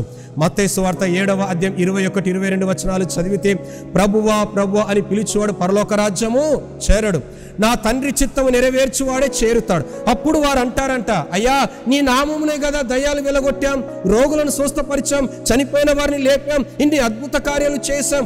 అప్పుడు దేవుడు అంటున్న మాట ఏంటో తెలుసండి, అక్రమము చేయువారులారా నా ఎదుట నుండి వెళ్ళిపోండి. ఆయన నామములో దయ్యములు వెలుగొట్టి, రోగులను స్వస్థపరిచి, చనిపోయిన వారిని లేపి, అద్భుతాలు మహత్కార్యాలు సూచక్రియలు ఎవరు చేస్తారు? అన్యజనులు కాదు, క్రీస్తు బిడ్డలు, విశ్వాసులే. కానీ ఎత్తబడే సమయంలో వారు విడువబడ్డారు.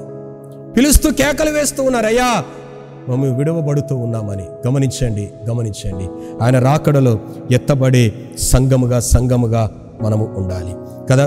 ప్రకటన గ్రంథం 3వ అధ్యాయం 14-15 వచనాలలో లవదోకియా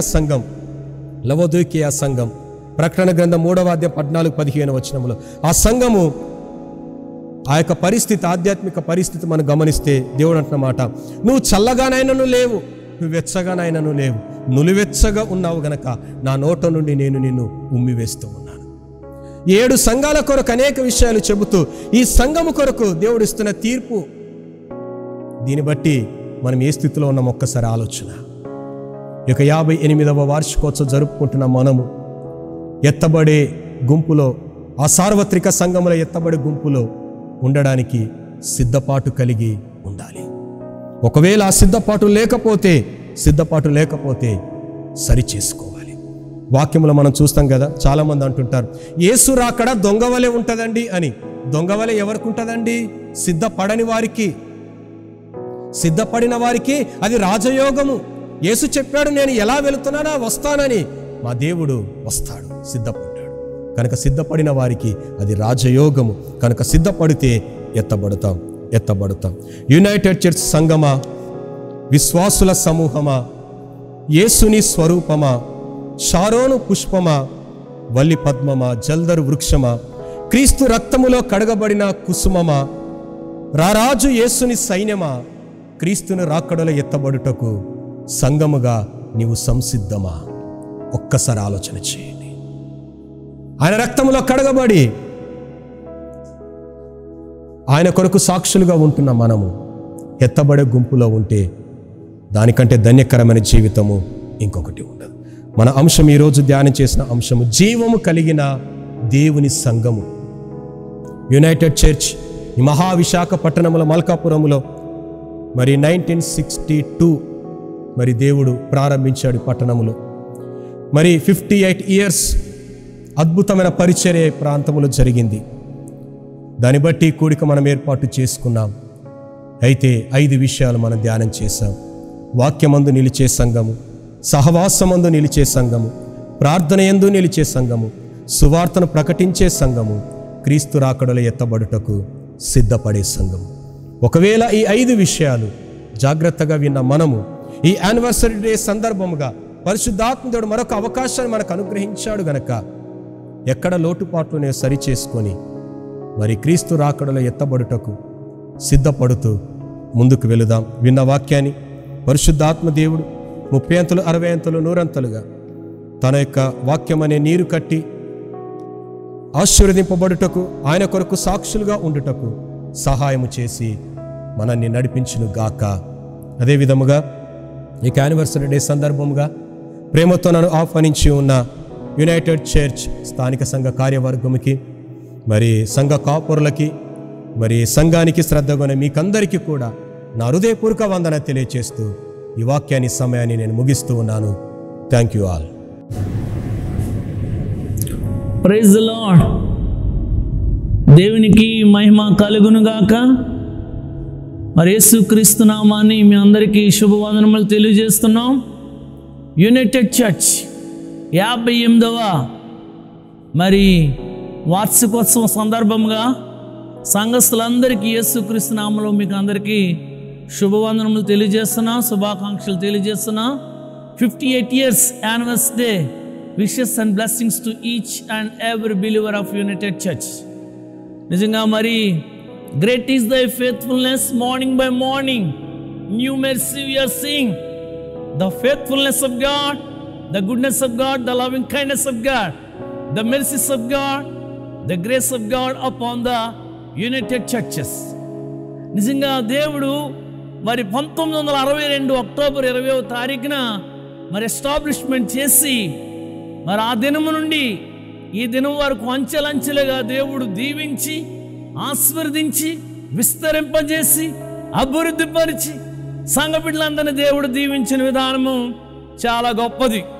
నిజంగా దేవుని యొక్క సంఘము మరి అంచెలంచెలుగా విస్తరించబడి మరి యునైటెడ్ చర్చ్ మరి పెద్ద ముసలివాళ్ళు కూడా చక్కటి మందిరం కట్టడానికి దేవుడు బలపరిచాడు.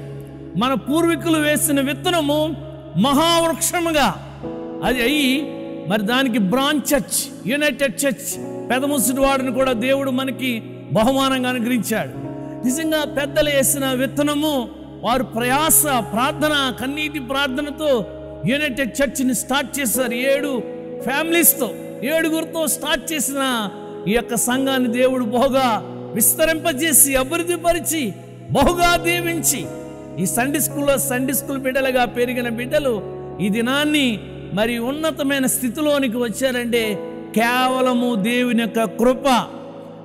2వ దినవృత్తాంతాల గ్రంథములో 6:33 అంటాడు, ఈ మందిరమునకు నీ పేరు పెట్టబడి నేను గ్రహించినట్లు ఇది దేవుని మందిరము, దేవుని గృహము, దేవుని నివాసము, దేవుడే దీన్ని ఏర్పాటు చేసుకున్నాడు కనుక ఈ స్థలమందు చేసిన ప్రతి ప్రార్థనను దేవుడు విని మరి చిన్న చిన్న బిడ్డలు సండే స్కూల్ బిడ్డలకి మరి ఉద్యోగాలు ఇచ్చి వివాహాలు చేసి మంచి గృహాలు ఇచ్చి బిడ్డలందరూ ఆర్థికంగా దేవుడు దీవించాడు. 58 years a greatest achievement in the United Church of Malkapuram. అలాగే మరి పెద్ద ముసురు వాడిని దేవుడు అనుగ్రహించాడు. నిజంగా ఎంతో అచీవ్మెంట్ అంటే మనం ఎన్నో ఆశీర్వాదాలు పొందుకున్నాం. నిజంగా అది 2వ దినవృత్తాంతాల గ్రంథం 7:1 అంటాడు, యెహోవా తేజస్సు మందిరము నిండెను, యెహోవా తేజస్సును మందిరము నిండెను. నిజంగా దేవుని మహిమ, దేవుని కృప, దేవుని దీవెనలు, ఆశీర్వాదాలు సంఘ బిడ్డలందరికీ దేవుడు దయచేశాడు. నిజంగా కీర్తనకారుడు అంటాడు 52:8 దేవుని మందిరములో పచ్చని ఒలీవ చెట్టు. నిజంగా మరి పచ్చని ఒలీవ చెట్టు అంటే అభివృద్ధి, ఆశీర్వాదము, the prosperity and success and victory, victory victory, glory glory to glory. నిజంగా దేవుడు అనుగ్రహించాడు. దేవుని మందిరములో పచ్చని ఒలీవ చెట్టు. ఒలీవ చెట్టు ఎంతో ఉపయోగకరము. ఒలీవ కాయలు, ఒలీవ ఆకులు, ఒలీవ ఆయిల్, ఒలీవ నూనె, ఒలీవ చెట్టు అంత ఆశీర్వాదకరంగా. అలాగే మనము దేవుని బిడ్డలుగా అనేకులకు ఆశీర్వాదకరంగా దీవెనకరంగా దేవుడు మనల్ని ఉంచాడు. God bless each and every believer a glorious blessing to many people to come to know the saving knowledge of Christ. అనేకులు ఆశీర్వాదకరంగా మన సంఘ బిడ్డలు దేవుడు ఉంచాడు. నిజంగా మన పితరులు వేసిన మరి పునాదిని దేవుడు దీవించి ఆస్వాదించాడు. నిజంగా నా ప్రియమైన బిడ్డలారా, పచ్చని ఒలీవ చెట్టు. 2వ మాట ధన్యులు. ధన్యులంటే 84వ దావీదు కీర్తన 4వ మాట్లాడారు, నీ మందిరమందు నివసించు వారు ధన్యులు. ఈ స్థలంలోకి వచ్చి ప్రార్థన చేసుకుని ఉపవాసాలను, విజ్ఞాపనలు, విన్నపాలు, రోదన చేసి కన్నీటి ప్రార్థన హృదయమును కుమ్మరించి దేవుని సన్నిధిలో ప్రార్థన చేసిన వారి ప్రార్థన విని వారు దీవించబడ్డారు, ఆశీర్వదించబడ్డారు. నిజంగా నా ప్రియమైన సంగమా, దేవుని సన్నిధిలోకి వచ్చి ప్రార్థన చేసిన ప్రతి ప్రార్థన దేవుడు విన్నాడు, ప్రతిఫలాన్ని ఇచ్చాడు. మీ కుటుంబాలను దేవుడు దీవించాడు, ఆస్వాదించాడు. ప్రతి కుటుంబాన్ని దేవుడు దీవించాడు, ఆర్థికంగా, శారీరకంగా. నిజంగా 3వ మాట సమృద్ధి. ఆ 36వ దావీదు కీర్తన 8వ వాక్యం, నీ మందిరం యొక్క సమృద్ధి వలన సమృద్ధి అయిన దీవెనలు, విస్తారమైన దీవెనలు, విస్తారమైన ఆశీర్వాదాలు. బయట దీవించాడు, లోపల దీవించాడు, ప్రయాణాలు దీవించాడు. మన బిడ్డలు ఇతర దేశాల్లో గొప్ప ఉద్యోగాలు చేస్తున్నారంటే దేవుని యొక్క సమృద్ధి. The plenty of blessings, the abundant blessings of God upon our church. నిజంగా 4వ మాట నివాసము చేసిదము. నిజంగా ఆ కీర్తనకారుడు 23:6 అంటాడు, యెహోవా మందిరములో నివాసం, నేను బ్రతుకు దినములన్నీ కృపాక్షేమముల నా వెంట వచ్చును, చిరకాలము యెహోవా మందిరములో నివాసము చేసేదను. దావీదు కీర్తన అంటాడు, నేను బ్రతుకు దినములన్నీ నా జీవిత కాలమంతా కృపాక్షేమములే నా వెంట వచ్చును, చిరకాలము నేను యెహోవా మందిరంలో నివాసము చేసేదను. నిజమైన ప్రియమైన సంగమా, మనకు దేవుడు మందిరాన్ని ఇచ్చాడు కనుక ఈ COVID-19 బట్టి మనం దేవుని మందిరం దూరంగా ఉన్నాం. కానీ మన జీవిత కాలం అంతా let last breath of our life we need to spend in the presence of God. మన ఆఖరి శ్వాస వరకు దేవుని మందిరంలో మనం గడపాలి. 4వ మాట ప్రార్థన. వారికి వారిని ఆనందింపజేసేదను. దేవునితో మాట్లాడు. ఇది దేవునితో మాట్లాడే స్థలము. దేవునితో మనం మాట్లాడవచ్చు, ప్రభు మనతో మాట్లాడే స్థలము. ఈ స్థలమందు ప్రార్థనలు దేవుడు వింటున్నాడు. మన కుటుంబాలు దేవుడు దీవిస్తున్నాడు. ఆత్మీయంగా, ఆర్థికంగా, శారీరకంగా, మానసికంగా మరి దేవుడు మనల్ని ఆస్వాదించాడు కనుక ఉన్నత రాజ్యానికి వారసులుగా చేస్తున్నాడు. నిజమైన ప్రియమైన బిడ్డలారా, మన ప్రియులు మరి వైవిరావు గారి కుటుంబము, వారి బిడ్డలు, మన సంఘ బిడ్డలందరూ కూడా వారు ప్రయాసపడి యునైటెడ్ చర్చిని స్థాపించారు. ఆ స్థాపన ద్వారా ఈ దినాన్ని మన కుటుంబాలని దీవించబడి అనేక మంది దైవజనులకు ఆదర్శంగా, అనేక మంది దైవజనులకు మరి ఆదరణ చూపించడానికి, దైవజనులు పోషించడానికి, దైవజనుల కుటుంబాలకు సహాయం చేయడానికి, అనేకులకు ఆశీర్వాదకరంగా యునైటెడ్ చర్చ్ నుంచి నన్ను దేవునికి వందనాలు. నేను కూడా యునైటెడ్ చర్చిలో రావడానికి దేవుడు కృప చూపాడు కనుక నా కుటుంబం తరపున నా యొక్క మరి సంఘ బిడ్డలందరికీ కూడా మరి యొక్క 58వ వార్షిక శుభాకాంక్షలు తెలియజేస్తూ మీ అందరి కొరకు నేను ప్రార్థన చేద్దాం. మరి ప్రభు ప్రార్థన ఆశీర్వాదంతో మనము మరి యొక్క కూడుకను మనం ముగించుకుందాం. ప్రార్థన చేసుకుందాం. పరిశుద్ధుడా నా ప్రాణమా యెహోవాను సన్నిధించుము. ఆయన చేసిన ఉపకారంలో దేనిని మరొకము. నువ్వు చేసిన ఉపకారములకు నేనేమి చెల్లింతుము. నిజంగా నాయన, a smallest beginning is a greatest and master. United చర్చిని మీరు దీవించిన విధానం గొప్పది. అంచెలంచెలుగా మీరు ఆశీర్వదించారు తండ్రి, దీవించారు నాయన. మరి 58 సంవత్సరాలు కృప వెంబడి కృప, దీవెన వెంబడి దీవెన, ఆశీర్వాదాన్ని దయచేస్తూ పగలు మేఘ స్తంభము, రాత్రి దీప స్తంభములో మీరు నడిపించిన విధానాన్ని బట్టి నీకు వందనాలు చెల్లిస్తున్నాం తండ్రి గారు. నీకు లెక్కలేని స్తోత్రాలు. మా ప్రియులు వైవిరావు గారు నాయన, మరి రెవరెండ్ కె బాబు సింగ్ అయ్య గారు, రెవరెండ్ జి పీటర్ గారు నాయన, పీటర్ అయ్య గారు, అలాగే YW రూపస్ అయ్య గారు, నిజంగా నాయన దైవజనులుగా నాయన, మరి నేను యేసుపాదం పాస్టర్ గారు నాయన ఇక్కడ పని చేయడానికి ఇచ్చిన అవకాశాన్ని బట్టి వందనాలు. మా ప్రియుల్ని సన్నిధికి చేరిన వారు చేసిన పరిచర్య, త్యాగము, సమర్పణ బట్టి నీకు వందనాలు చెల్లిస్తున్నాం తండ్రి. ప్రతి సేవకుడు ప్రయాసపడి ఆత్మల భారము, సేవాభారము కలిగి ఆత్మల రక్షణ కొరకు, వారి శారీరక స్వస్థత కొరకు ఎన్నో ప్రార్థనలు చేసి ఈ స్థలమందునైనా బలముగా వాడబడిన దైవజనులు నీ సన్నిధికి చేరారు తండ్రి. తండ్రిగా నీకు వందనాలు చెల్లిస్తున్నా. మా యునైటెడ్ చర్చిని మీరు ఆశీర్వదించండి, దీవించండి నాయన. డీకెన్స్ మీరు దీవించండి, ఆశించండి. ప్రెసిడెంట్, సెక్రటరీ, ట్రెజరర్స్, డీకెన్ బోర్డుని మీరు దీవించండి. చర్చ్ కౌన్సిల్ దీవించండి నాయన. మరి మీరు ఆశీర్వదించి దీవించి నాయన.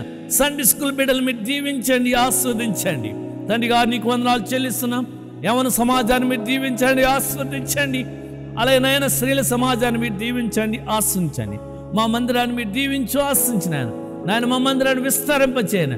విస్తారమైన దీవెనలు, విస్తారమైన ఆశీర్వాదాలు, విస్తారమైన మేలులతో ప్రతి కుటుంబాన్ని మీరు దీవించు, ఆశించిన ఆయన. మా యునైటెడ్ చర్చ్ బ్రాంచ్ పెద్ద ముసుడు వాడిని దీవించు. సేవకుని అక్కడ ఉన్న బిడ్డలను కూడా మీరు దీవించి ఆస్వాదించండి తండ్రి. ప్రతి కుటుంబాన్ని మీరు పేరు పేరు చెప్పిన దీవించి ఆశించిన ఆయన నాయన. మరి COVID-19 బట్టి నాయన మేము మరి సెలబ్రేషన్ చేసుకోలేనప్పటికీ తండ్రి నాయన మరి ప్రార్థన చేస్తున్నా తండ్రి.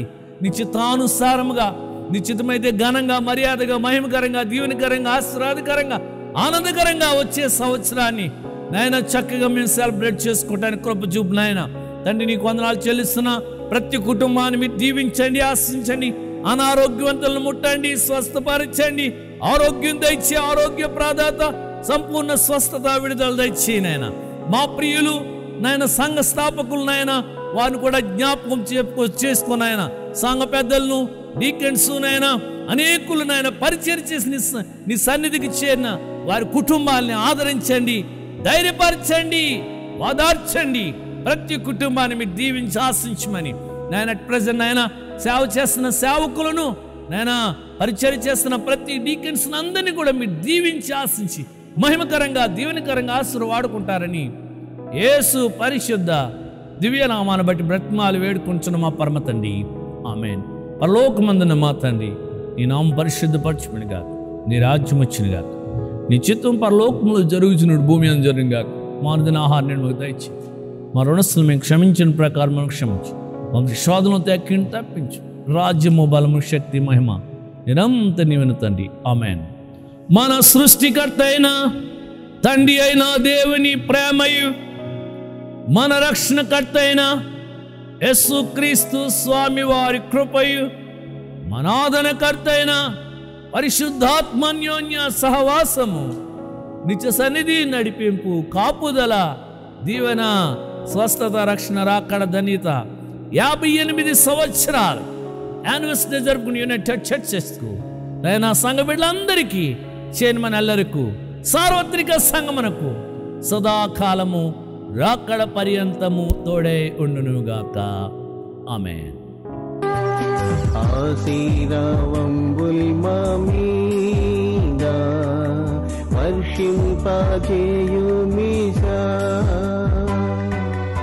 ఆశతో నమ్మియున్నాము నీ సత్య వాగ్దత్తము.